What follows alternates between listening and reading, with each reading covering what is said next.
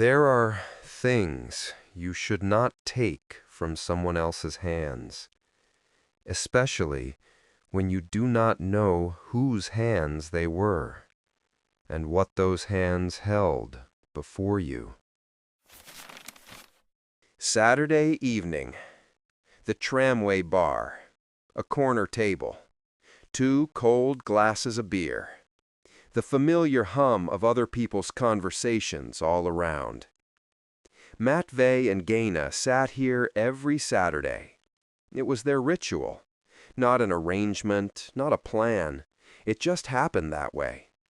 Studies ended on Friday, and Saturday belonged to them. Matvey was in his 2nd year at university. He had come from a small town where everyone knew everyone and nobody went anywhere in particular. They simply lived the way life went. Matvey had watched this since childhood and understood one thing. He had to do it himself. Otherwise, it would never happen. He got in without connections, without money, on grades alone. In the city, he first lived in a student dormitory, a room for 6 people.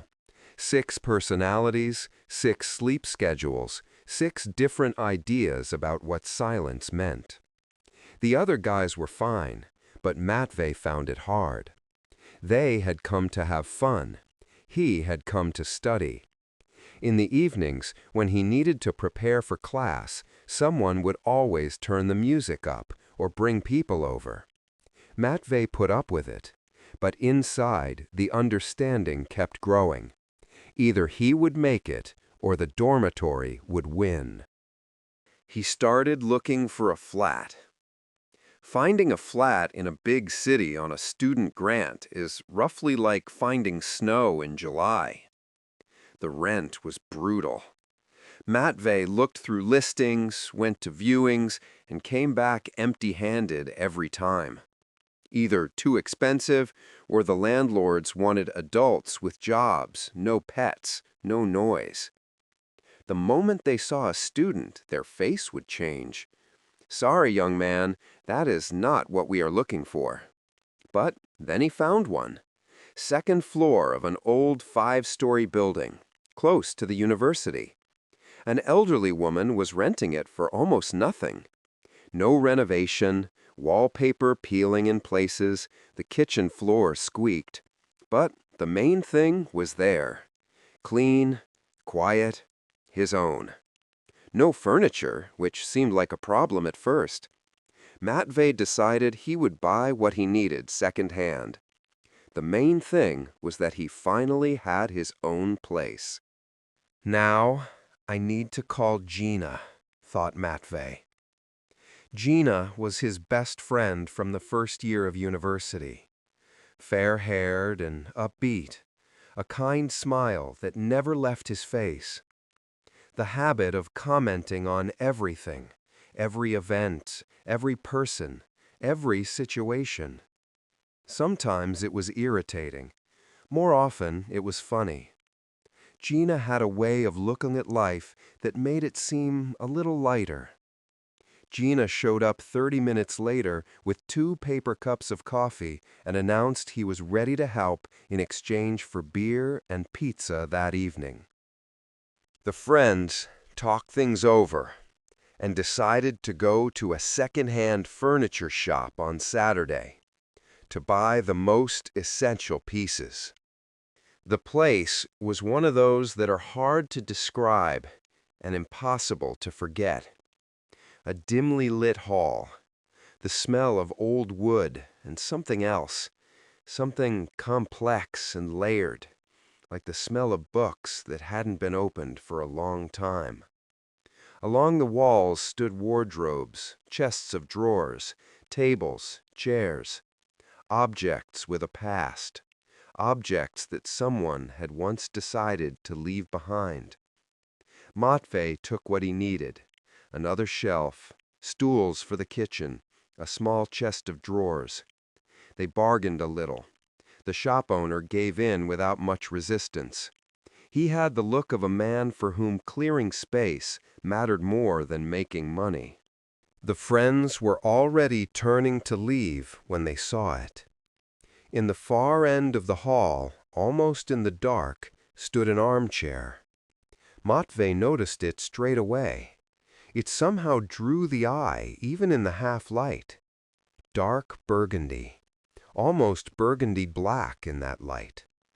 Carved wooden legs and armrests painted gold, the paint flaking in places but still beautiful. A high back, velvet upholstery, dense, without a single tear, remarkably well preserved for something clearly not new.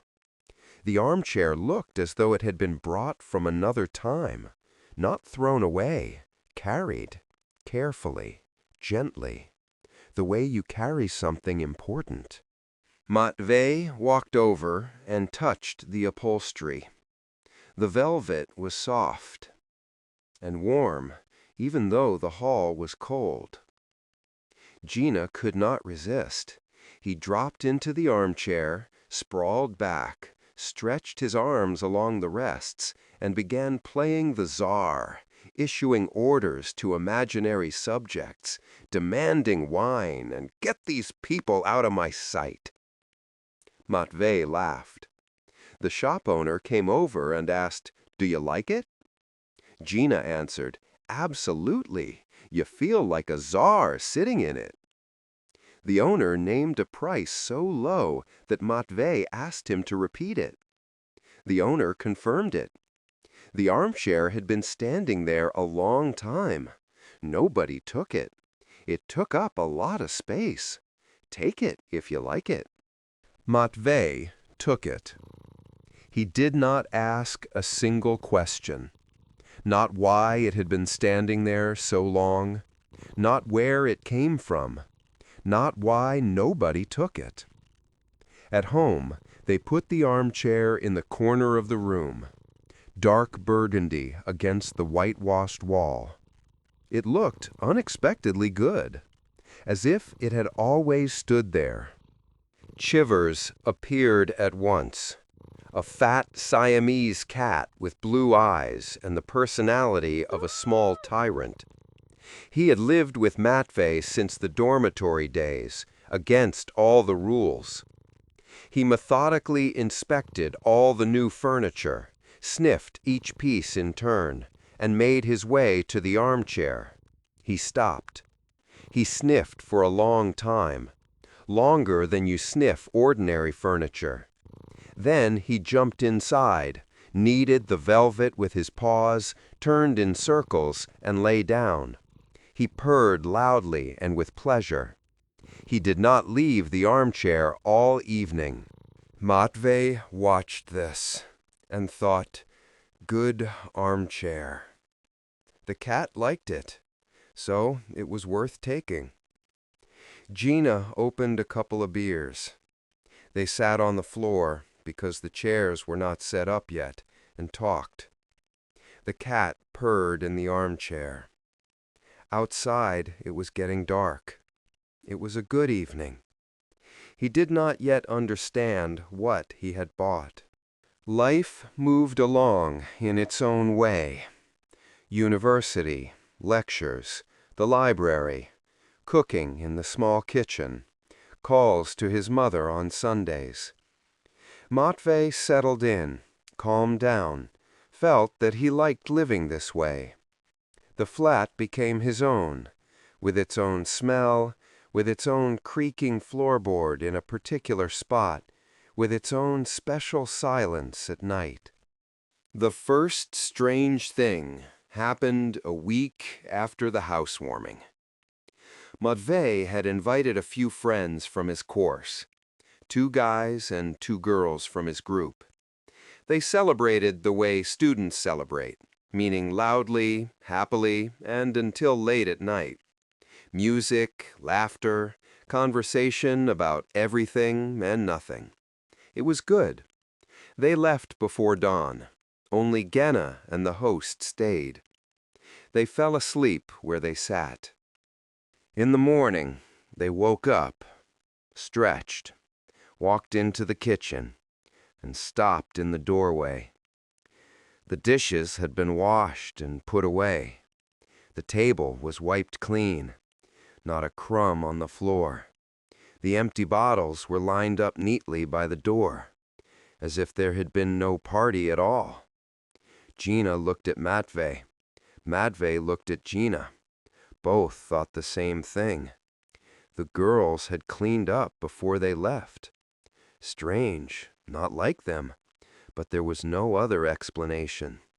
Gina stood in the kitchen doorway, slowly blinking, then scratched the back of his head. Matvey stared at the shining countertop and felt a light chill along his spine. Not a frightening one, just unusual. In the afternoon at university, he went up to one of the girls from the housewarming, said thank you. The girl was surprised. For what? Matvey said, for cleaning up, for not leaving us in a mess. That was so thoughtful. The girl stared at him as if he were not quite right. She laughed. Oh, please, like I am going to clean up at your place? What are you on about? And walked away. Matvey stood in the corridor and thought. Not Gina, not himself, not the girls. Then who? Then there was the story with the mineral water.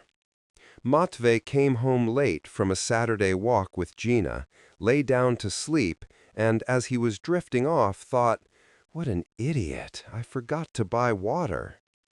He knew he would feel terrible in the morning. He woke up. His head was heavy, his mouth was dry. He turned over. On the bedside table stood a sealed bottle of mineral water. He stared at the bottle for a long time, then tried for a long time to remember when he had bought it, where he had put it, why he did not remember. He could not remember. He decided he was simply exhausted and had forgotten. Then his bathrobe turned up in the bathroom when he was certain he had left it in the room. Then a set of lecture notes appeared on the table, the ones he had been looking for half the day and thought he had lost. Small things, pleasant, inexplicable small things that appeared exactly when they were needed. Matvey understood. There was someone in the flat. Not evil, not frightening, simply there. He sat on the bed and thought for a long time. He went through everything in order. The cleanup after the party, the water bottle on the bedside table, the bathrobe not where he had left it, the lecture notes that found themselves. Each one could be explained separately. He forgot, he imagined it, he was tired, but all of them together could not be explained at all. He had heard about barabashkas. In Soviet times, that word traveled through every yard and every communal kitchen. It appeared in the 60s and 70s, first in urban legends, then in newspapers, then everywhere. A barabashka was a household spirit, an invisible neighbor, the one who had lived in old buildings and old objects long before you arrived and had never left. Not evil, not kind in the usual sense, simply its own. Bound to a place or an object so tightly that death could not break that bond. Matvey accepted this. Not straight away. For several days he went around thinking, going through each incident in his mind, looking for explanations. He found some. Then he looked for the next one and could not find it. In the end, he simply decided, all right, someone lives here. Not evil, not a bother. Let them live. Now, when leaving the flat, he would speak out loud, addressing his cat and someone else. Chivers, you are home. Make sure there is no dust and the flowers are watered." And he laughed at himself. When he came back, the flowers were watered. That could no longer be written off as coincidence. One time, late in the evening, he had stayed up over his coursework and was falling asleep at the desk. From the kitchen came a quiet sound, as if someone had put the kettle on. A few minutes later, the smell of tea drifted through the flat. Matvey got up, went to the kitchen. The kettle was boiling. His mug was standing beside it. A tea bag had been placed inside. He poured himself some tea, sat back down, said quietly, "Thank you."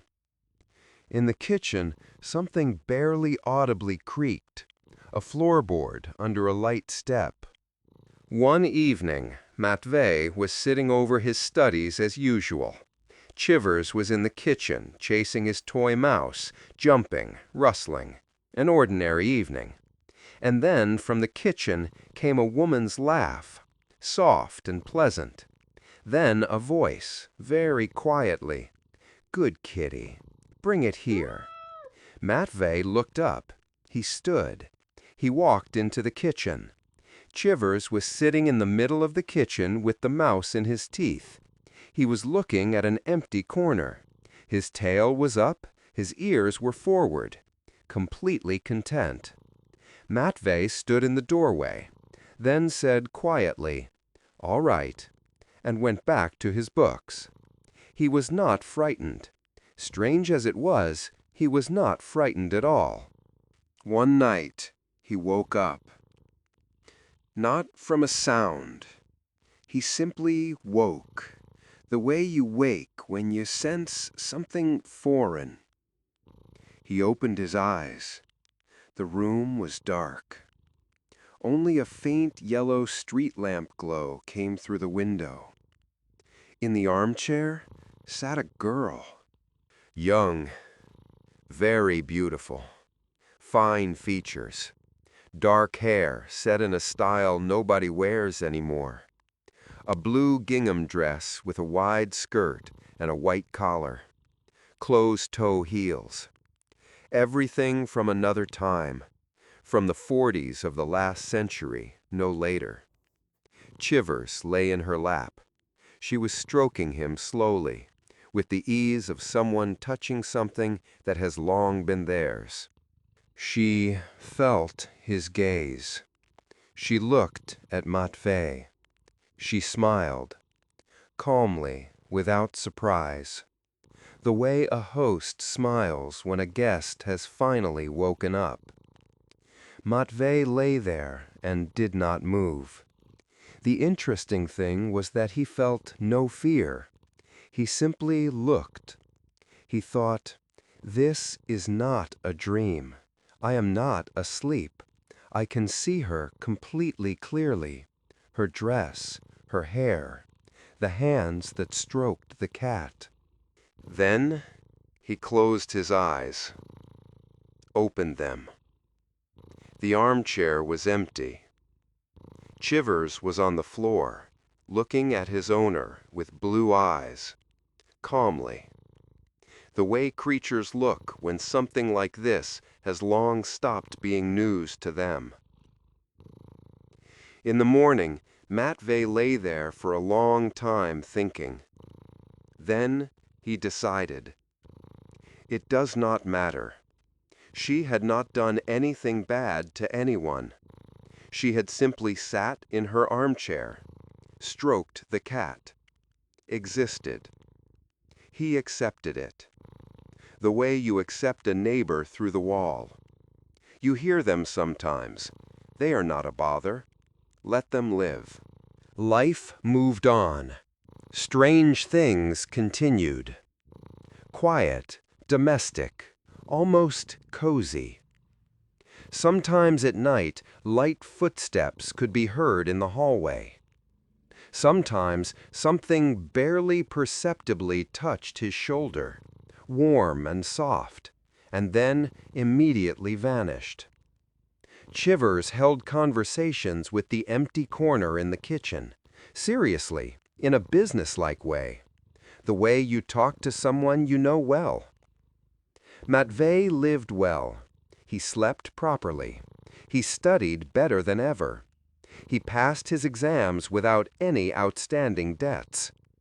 He called his mother. He told her everything was fine, more than fine. That was the truth. He sometimes thought, this is what home feels like. Angela had been in his group since the first year. Black hair and a bob, green eyes. She kept slightly apart from the others, not out of arrogance, but like someone who is comfortable in their own company. Matvey had noticed her, but only in passing. Studies, work, his own things. She came up to him herself, before the exams. Calmly, without preamble. She said she was afraid of failing a few subjects. Could he help? Matvey helped. First, they studied in the library. Then he invited her to his place. She agreed. She arrived with pastries her mother had baked, simply because that was how she had been raised. You do not arrive empty-handed. Chivers came out to meet her immediately. He sniffed, rubbed against her legs, accepted her. The cat rarely did that with strangers. Angela laughed and produced a piece of cheese from her bag. She had come prepared. They studied until evening, then had tea, then talked about something other than studying. Matvey did not notice when it got dark. She came again, and then they were simply meeting, without any reason, because they wanted to be near each other. Matvey did not notice how it happened. At some point he simply understood. This was no longer about studying or tea. It was something else, something worth keeping. Chivers took to her straight away and completely. He slept in her lap. He brought her his toy mouse, the highest honor for a guest. For a while, everything was good. Then, something began to change. Not all at once. The way weather changes. First, it is simply colder, and only then you understand it was not by chance. Those pleasant small things that had become part of life stopped, all at once, as if someone had flicked a switch. And instead, something else began. Objects were not where they should have been. His favorite mug broke. It fell from the table by itself.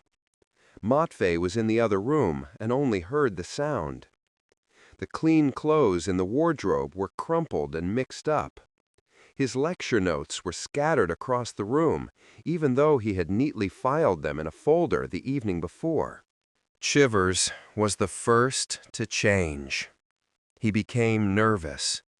He started hiding under the bed, something he had never done before. His fur would stand on end for no reason. He growled at empty corners. And then, one day, he stopped going near the armchair. Simply stopped. He would look at it from a distance and walk away.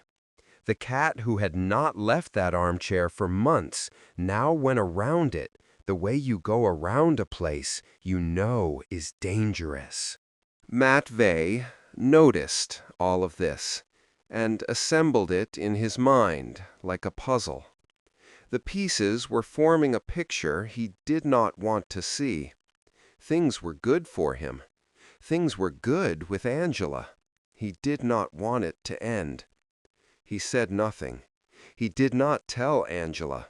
He did not say out loud what he already understood inside. And he should have. And then came the day with the cat. They were walking back from university together, laughing about something. He cannot remember what. They entered the building. And then they heard it.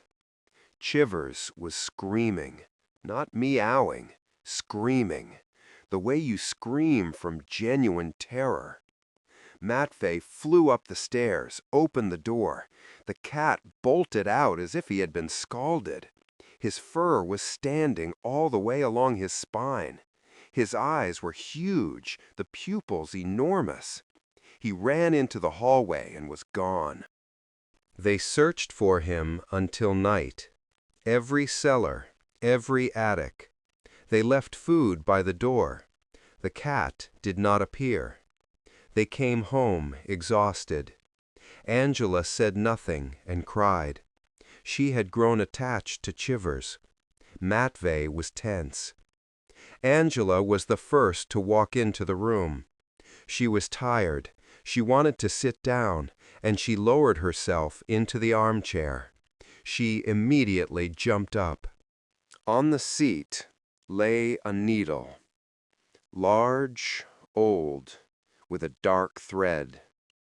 The kind of needle made for heavy fabrics, the kind you cannot buy anymore. Angela said, "What on earth is going on in here?" Her voice was quiet. That was worse than if she had shouted. Matvey looked at the needle. He did not know where it had come from. He had not bought it. He had never kept one. He had never seen it before. They had arranged for the weekend. Angela would come to his place, and then they would go to meet her mother. Matvey was nervous. This was serious. This was important. At the appointed time, Angela did not come. He waited. He called. She rejected the call. He wrote. No reply. Then she blocked him. Matvey did not wait for explanations. He went to her place. Angela opened the door in tears. She looked at him as if he were a stranger. She said, "Go away. I do not want to see you." He did not go. He stood on the threshold for a long time, speaking quietly, asking her to explain. At last she told him. At the appointed time she had come to his building. She rang the intercom. A woman answered, young, judging by the voice. The voice was strange, as if coming from far away, as if through water. The woman said, "He has left you. Do not come. We are together now." Matvey listened to this and felt something slowly turning over inside him. He explained everything to Angela. She did not believe him at first, but in the end she believed him, because she had heard with her own ears how strange that voice had been. Not a living voice. Not at all a living voice. They made up, but things were different now. Something had cracked. Not between them, but around them, as if the air in the flat had changed. The next day, Matvey decided the armchair had to go, right away. They dragged it down the stairs together. It was heavy and awkward. The legs caught on everything. The velvet sides scraped against the banisters. On the landing, the armchair tipped over and struck the corner of a step. From under the torn upholstery, a photograph fell out. Black and white, on thick cardboard of the kind used before and just after the war. Torn in half. Not in anger, not in haste. Carefully, in a straight line. Deliberately. Folded back together and hidden under the upholstery. Matvey picked it up. On one half was a girl. Young, beautiful, fine features, dark hair, a wide skirt, looking not at the camera but off to one side, toward where the person photographing her had been standing. A living smile. She was clearly happy. On the other half was a young man in military uniform, a direct gaze, serious. At the bottom, on a white strip of cardboard, an inscription in ink, faded but legible: Nina and Ivan, forever. They stood on the landing in silence for a long time. The armchair lay on its side at their feet. From under the old upholstery, springs were showing. It was older than it had looked from the outside. Much older. Both of them looked at the photograph, at the tear, even, deliberate, splitting them in half right through their faces. Angela said quietly, "Someone betrayed someone. You do not tear a photograph like that for no reason." And forever was a promise, one that was not kept. Matvey looked at the girl in the photograph. Fine features, dark hair, the dress with the wide skirt. He had seen her before, at night in that armchair. Now he knew her name. They dragged the armchair to the far bins behind the building. Matvey put it down and did not look back as they walked away. For several days after that, it was quiet, completely quiet. The kind of quiet that only comes when something has left. They and Angela grew closer, the way you grow closer after going through something together. Chivers came back on the third day. He came himself, yowling at the door until they opened it. He came in, inspected the flat, checked. The armchair was gone. He jumped onto the bed with his owner. Matvey offered Angela the chance to move in. She agreed. A week later, Matvey needed to go away for the day. His mother had fallen ill. Angela stayed alone. That first day, they messaged each other and laughed together on video calls. Everything was fine. In the evening, Angela wrote, "Going to have a bath, then a film, then sleep. Kiss." Matvey replied, "Kiss, good night." In the morning, she did not write. Matvey wrote. He called. The phone was silent. An hour passed. 2. Something began to tighten in his chest. That particular feeling you cannot mistake for anything else. He dropped everything and went. The entrance hall, the stairs, the key in the lock, the door. The flat was quiet. Not the quiet of someone sleeping. A different quiet. From the bathroom came the barely audible drip of water. Matvey opened the bathroom door and stopped. Angela was lying in the water, still. The water had long gone cold. He understood that straight away, without touching her. On the mirror above the bath was an inscription, written in lipstick, dark, almost black, old, large, clear, written by a steady hand. "You betrayed me, just like Ivan." On the floor beside it lay a small dark case. Matvey picked it up. On the case was a monogram, the letter N in a flourish. Lipstick like this had not been made since the 40s. Nina. There was not a single fingerprint on the case, not one. The forensic examination confirmed it. The investigation lasted several weeks.